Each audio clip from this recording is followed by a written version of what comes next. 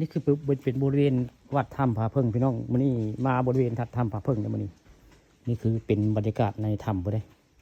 ถ้ำวัดผาพึ่งบ้านม่วงคำตำบลนาตาลเนี่ยบรรยากาศคักพี่น้องนี่ทิวทัศน์สวยงามนั่นบริเวณหน้าถ้ำวัดถ้ำผาพึ่งแต่นี่ผู้ค้าปัตคำผสมมื้อนี้พามาเที่ยวถ้ำเที่ยวเพลพี่น้องนี่คือบริเวณด้านหน้าถ้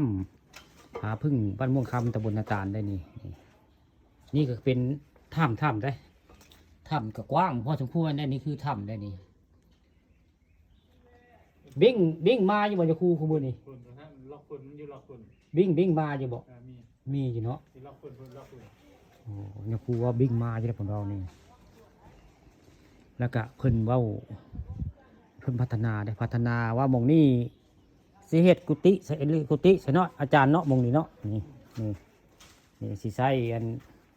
เพิ่นกำลังใส่ปัญญาได้นี่เสาหีบนี่ออกได้นี่เอานี่เนาะไปใต้พระสิเฮ็ดกุฏิใส่นี่ได้นี่วงวางใต้นี่แหละนี่เนื่องจาก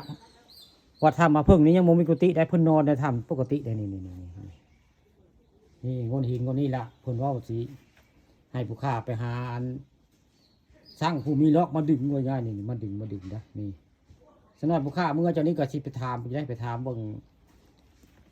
ท่านผู้มีล็อกมาดึงให้ยาคุณยาซาอยู่บริเวณ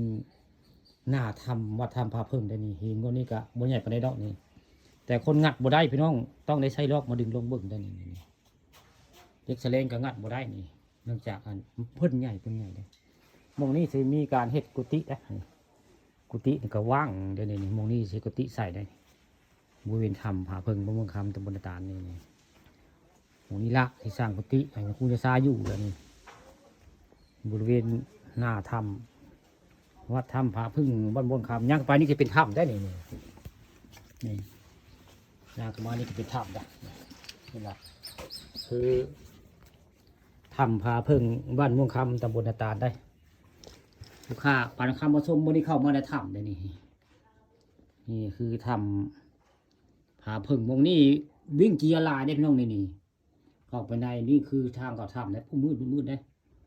ลูกค้าบ่ได้เข้าไปเลือกดอกเพราะทำนี่แหละนี่อย่าคูว่ามองนี่วิ่งสีลายได้เข้าไปในถ้ำ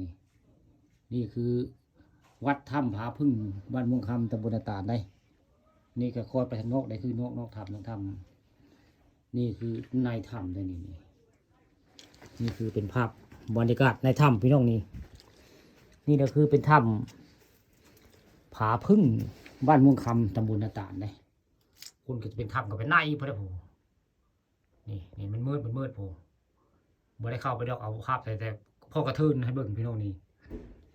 ทางในเบิ่นสิมีบิ้งลายได้เนี่ยครูเว้านี่ก็เข้ามาก็ได้กินขี้บิ้งได้ตุยได้นี่ขี้อันกินบิ้งขี้บิ้งไว้ง่ายขี้บิ้งความลายนี่แหละคืออันถ้ำผาเพิ่งเนี่ยพี่น้องนี่ผู้ค้าเข้ามาอยู่ในถ้